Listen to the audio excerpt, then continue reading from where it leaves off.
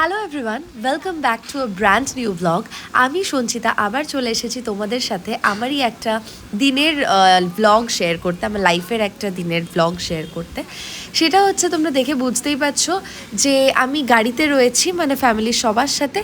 আর কলকাতার বাস টাসগুলো দেখে বুঝতে পারছো যে দিস ইজ কলকাতার রোড। হ্যাঁ, এটা কলকাতারই রোড। অ্যান্ড ক্যাপশন থেকে বুঝে গেছো যে কী হতে চলেছে ব্লগটা। তো এবার আমি ব্লগটা তোমাদের সাথে এক্সপ্লেন করছি। বোনের যেদিন অ্যাডমিশন হয় সেদিনই আমরা খাওয়া দাওয়া করে লাঞ্চ সেরে 6 বালিগঞ্জ থেকে আমরা সবাই মিলে প্রিপেয়ার করি যে এখান থেকে চাকলাধামটা সামনে। আর তখন বাজছিল ওই কাছাকাছি 3টে সাড়ে 3টে মতো।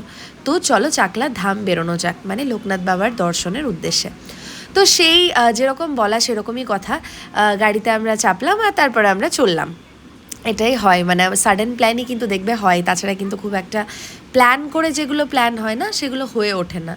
তো আমরা স্ট্রেট মানে ম্যাপটা লাগিয়ে আর কি একদম স্ট্রেট আমরা রওনা দিলাম হচ্ছে চাকলা ধামের উদ্দেশ্যে। তো যেতে যেতে অনেক রকমের ওয়েদার পেয়েছি। এত সুন্দর ওয়েদারের পরে এই দেখো বৃষ্টি স্টার্ট হয়ে গেছিলো মাঝখানে। এটা হচ্ছে ঠিক চাকলাধাম ঢোকার ওই 20 মিনিট থেকে আধ ঘন্টা আগেই। হ্যাঁ, মানে ঠিক তখনই বৃষ্টিটা শুরু হয়। আর তারপর আমরা টেনশনেও পড়ে যাই যে বৃষ্টিটা কেন হচ্ছে।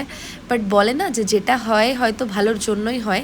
আর প্রত্যেকটা ইভেন্টের পেছনেই কিন্তু কোনো না কোনো কারণ থাকে হওয়ার, মানে যেটা আমরা হয়তো ইনিশিয়ালি বুঝতে পারি না, বাট পরে গিয়ে যখন আমরা ভাবি যেটা কেন হয়েছিল তখন ভাবি যে হ্যাঁ, এটা সত্যি যেমন হয়েছিল, যেটা হয়েছিল সেটা কিন্তু ঠিকই হয়েছিল। তো মেঘের অবস্থাটা ঠিক এরকম ছিল, বুঝতেই পারছো কতটা মানে বিদ্যুৎ চমকাচ্ছিল, বাজ পড়ছিল।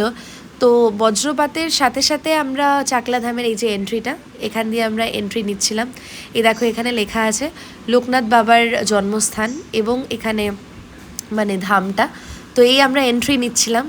একটা জিনিস না বললেই নয়, এই যে সামনে ব্যানারটা দেখলে যে জুতো পরে ঢোকাটা নিষেধ, সেটা কিন্তু আমরা জুতো না পরেই ঢুকছিলাম স্বাভাবিকভাবে গাইডলাইন ফলো করে। কিন্তু এখানে দেখো সামনে যে টাইলসটা রয়েছে, মানে যে মার্বেল টাইলসটা বসানো রয়েছে এই মন্দিরটা ঢোকার ঠিক আগে, এখানে দেখো প্রচণ্ডভাবে জলের কিন্তু স্রোত বইছে, মানে বৃষ্টির জলের স্রোতটা বইছে। এই যে এখানে কিন্তু আমাদের পাগুলো সম্পূর্ণভাবে আমরা ধুয়ে টুয়ে উঠছিলাম, আর ভিজে তো গেছিলামই, প্রচণ্ড বৃষ্টি হচ্ছিল সেদিন। তো তারপর যেহেতু গাড়িকে ভেতরে পার্ক করতে দিয়েছিল, পার্কিং এরিয়া রয়েছে, সেই জন্য মোটামুটি আর কি ঢোকার অবস্থাতে ছিলাম, বাট ভিজে গেছিলাম পুরো, মাথা থেকে পা অবধি ভেজাই ছিল আমাদের। তো এই হচ্ছে চাকলা ধাম, যেটা দেখার জন্য মানে আমরা প্রত্যেকেই অনেক দিন ধরে ওয়েট করে আছি। কিন্তু বলে না যেদিন যাওয়ার তুমি সেদিনই যেতে পারবে, তার আগে বা তার পরে ওরকমভাবে প্ল্যান করে কিন্তু যাওয়া হয় না, প্ল্যান করলেও যাওয়া হয়ে ওঠে না। তো আমরা যেদিনকে বোনের অ্যাডমিশন হলো ঠিক তার দুপুরবেলাতেই আমরা বেরিয়েছিলাম। আর এই দেখো এখন কিন্তু বেশি সময় না, আকাশটা দেখে ভাবছো হয়তো রাত্রি 7টা 8টা, বাট এটা কিন্তু বাজছিল তখন অনলি বোধহয় ওই 5:30 6টার দিকে।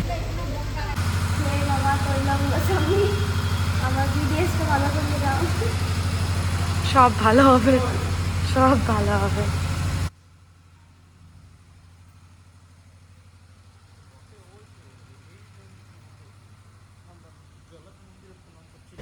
তো এই যে দেখলে তোমরা, বোন এখানে প্রণাম করছিল, কারণ ওর কোর্সটা যেদিনও অ্যাডমিশন নেয় সেদিনই যে এখানে যাওয়া হয়েছে, এটা তো ও ভীষণ তৃপ্ত ছিল যে লোকনাথ বাবার দর্শন করে পরেই এবারে ওর জার্নিটা স্টার্ট হবে। তো যাই হোক, এখানে দেখো অলরেডি সকালবেলা পুজো হয়ে গেছে, আর এটাই হচ্ছে লোকনাথ বাবার মেন বিগ্রহটা। আর আমরা এত সুন্দর একটা সময়ে পৌঁছেছিলাম, মানে সত্যি এতটা টাইমলি যে আমরা পৌঁছতে পারবো বা এই টাইমেই যে আরতি হয় সেটা কিন্তু আমাদের জানা ছিল না। আমরা কিন্তু হঠাৎই প্ল্যান করে বেরোই যে চলো যাওয়া যাক। ঠিক আমরা আসার পরে প্রসাদ খাওয়ার পর সকালের পুজোর আমাদের নামে ফুল চাপানোর পরে, যেহেতু আমরা খাবার খেয়ে এসেছিলাম, আমরা কিন্তু পুরোহিত মশাইকে বললাম যে আমরা পুজো হয়তো দিতে পারবো না, কারণ আমরা খাবার খেয়ে এসেছি আজ। সেখানেও কিন্তু উনি বললেন যে ঠিক আছে, এখানে একজন রয়েছে, মানে ওখানে কয়েকজন নিডি পিপল যারা দাঁড়িয়ে থাকে, তারাই আমাদের পেছন পেছন এসেছিলো যে যাতে করে ওনারাও কিছু পায় হাতে, যে ফুল টুল ওরা এনে দেবে, তার বিনিময়ে ওরা যাতে কিছু মানে বিনিময়ে কিছু যেন উপার্জন করতে পারে। তো সেই কারণেই পুরুত মশাই বললেন যে তোমাদের পেছন পেছন যখন একজন এসেইছে, তো তাকে দিয়েই তুমি তাকে ফুলের টাকাটা দাও, সে এনে দেবে। তো খুব অদ্ভুতভাবে সেই রকমভাবেই আমাদের পুজোটাও দেওয়া হয়ে গেল। আমাদের নিজের হাতে কিন্তু মানে পুজো আমরা দিতে পারিনি। আর এই দেখো পুজোর ফুলটা অ্যান্ড পুজোর যে আমরা মালাটা আর কি, এই যে নীল রঙের মালাটা দেখছো, এই নীল রঙের মালাটা লোকনাথ বাবার গলায় যেটা পরানো আছে, এই নীল রঙের মালাটাই কিন্তু পুজোর জন্য নিয়ে আসা হয়েছিল। মানে এই যে এই মহিলাই আমাদেরকে কিন্তু নিয়ে এসে দিয়েছিল, সেই মালাই কিন্তু চড়ানো হলো লোকনাথ বাবার মানে গলার ওপরে। আর তারপর শুরু হলো আরতি। আরতিটা সিস্টেমটা তো এত ভালো লাগলো দেখে, পুজোটা এত ভালো করে মানে উপভোগ করলাম আমরা সবাই। আর আরতির মানে পুরো ব্যাপারটা ভীষণ মন মাতানো ছিল। তোমাদেরকেও আরতির কিছু ক্লিপস শেয়ার করলাম।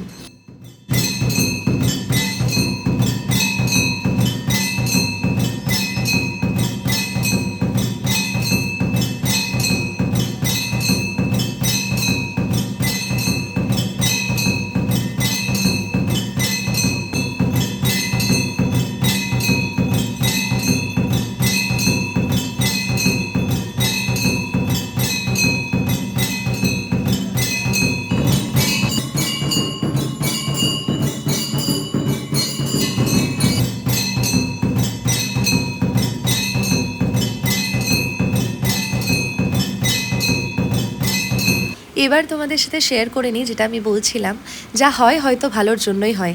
যেহেতু আমরা খাওয়া দাওয়া সেরে এসেছিলাম, আমরা কিন্তু পুজো দিতে চাইনি। এই যে পেছনে যে মহিলাটি এসেছিলেন, সেই মহিলাটি নিজের উপার্জনের জন্যই এসেছিলেন, এবং পুরুত মশাইও যথারীতি বললেন যে যখন এসেছে তখন তার হাত দিয়েই তোমরা তো পুজো দিতে পারছো না, তো আমি তোমাদের নিমিত্তে পুজো দিয়ে দেবো। তার জন্য তাকে সে যে ফুল বা মানে বেলপাতা আনবে বলছে, সেই পুষ্পটা তোমরা আনাও, আমি তোমাদের নামে পুজো দিয়ে দেবো, কাউকে ফিরিও না। আমরা সেই হিসেবেই কিন্তু পুজো দিলাম, এবং আমাদের হাতে কোনো কিছু টাচ না করে কিন্তু আমাদের নিমিত্তে পুজোও চললো। লোকনাথ বাবার সন্ধ্যা আরতির দিন সেদিনকে এই মালাটা, নীল রঙের মালাটিও চললো, বললাম আমাদের যে যা হয় হয়তো ভালোর জন্যই হয়। তো সেরকমই একটা ঘটনা, আমরা যখন আসছি মানে বেরিয়েছিলাম তখন তোমাদের সাথে আমি আকাশের ওয়েদারটা শেয়ার করেছিলাম, কিন্তু হঠাৎ করে বজ্রপাত আর বৃষ্টির কারণে আমরা ভাবছিলাম যে কেন এত বৃষ্টি হচ্ছে। বাট হয়তো এটা লোকনাথ বাবারই ইচ্ছে ছিল যে আমরা যেহেতু খাওয়া দাওয়া করে এসেছিলাম, আমাদেরকে কিন্তু টোটালি আমরা যখন মন্দিরে ঢুকি পার্কিং এরিয়া থেকে, আমরা কিন্তু পুরো স্নানে ভিজে গেছিলাম। কতটা জোরে বৃষ্টি পড়ছিল সেটা তোমাদের সাথে শেয়ার করলাম। আমাদের পা ধোয়ানো হয়েছে মন্দিরের কাছে, আমরা পুরোপুরিভাবে স্নান করে তারপরেই কিন্তু এখানে মন্দিরে ঢুকেছি, এবং আমাদের পুজোও চড়েছে। এবং তার সাথে সাথে সন্ধ্যা আরতির মানে সন্ধ্যা আরতির সময় লোকনাথ বাবার গলাতে সেই মালাও চড়েছে। জয় বাবা, সবই ওনার কৃপা। তাছাড়া এই জায়গাটা কিন্তু এতটা, যতটা তোমরা ফাঁকা দেখছো ততটা কিন্তু ফাঁকা থাকে না। চাকলা ধাম হচ্ছে মানে সব থেকে ভিড় মন্দিরের মধ্যে অন্যতম।